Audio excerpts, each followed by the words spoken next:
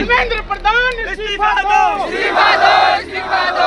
तानाशाही नहीं चलेगी, नहीं चलेगी, नहीं चलेगी। तानाशाही नहीं चलेगी, नहीं चलेगी, नहीं चलेगी।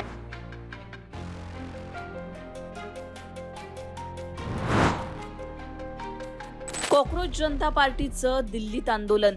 अभिजित दिपके दिल्ली विमानतळावर पोहोचताच काय घडलं, जंतर मंतर मैदानातील मोठ्या घडामोडी सगळं जाणून घेऊ। नीट पेपर लीक आणि देशातील नामांकित परीक्षांमधील घोटाळ्यांविरोधात दिल्लीमध्ये विद्यार्थ्यांचा संताप पाहायला मिळतोय। सोशल मीडिया चळवळ समजली जाणारी कॉकरोच जनता पार्टी अखेर रस्त्यावर उतरली आहे। सीजेपीचे असंख्य समर्थक दिल्लीच्या जंतर मंतर मैदानात आंदोलनासाठी दाखल झाले। शनिवारी सकाळी 7:45 वाजता अमेरिकेतून अभिजित दिपके दिल्ली विमानतळात दाखल झाला। सर्व कायदेशीर प्रक्रिया पूर्ण करून अभिजित दिपके तब्बल 1.5 तासानंतर विमानतळाबाहेर आला। अभिजित दिपके याच्या हातात आंबेडकरांचं पुस्तक होतं। आंबेडकरांचं पुस्तक हातात उंचावून अभिजित दिपकेनं दाखवलं। हातात देशाचा तिरंगा आणि आंबेडकरांचं पुस्तक घेऊन थेट जंतर मंतर आंदोलनाकडे अभिजित दिपके रवाना झाला। अभिजित दिपके विमानतळाबाहेर येताच नेमकं काय घडलं ते एकदा पहा।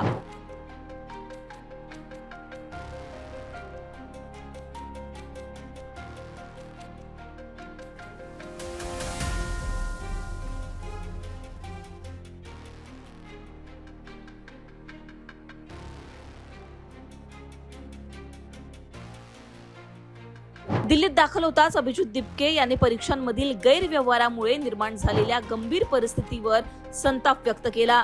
नीट आणि इतर परीक्षांमधील घोटाळ्यांमुळे धास्तावलेल्या 5 विद्यार्थ्यांनी आत्महत्या केल्याचं अभिजित दिपकेनं सांगितलं आणि शिक्षण मंत्र्यांच्या राजीनाम्याची मागणीच केली।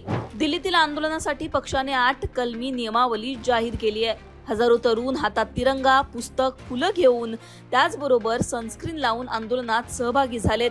केंद्रीय शिक्षण मंत्री धर्मेंद्र प्रधान यांनी 5 विद्यार्थ्यांच्या आत्महत्यांची नैतिक जबाबदारी स्वीकारावी आणि तातडीनं राजीनामा द्यावा या मागणीवर हे आंदोलन सुरू आहे। या आंदोलनात देशभरातून हजारो तरुण आणि विद्यार्थी सहभागी झालेत। संपूर्ण परिसर शिक्षण मंत्र्यांच्या राजीनाम्याच्या घोषणांनी दणाणून गेलाय। तानाशाही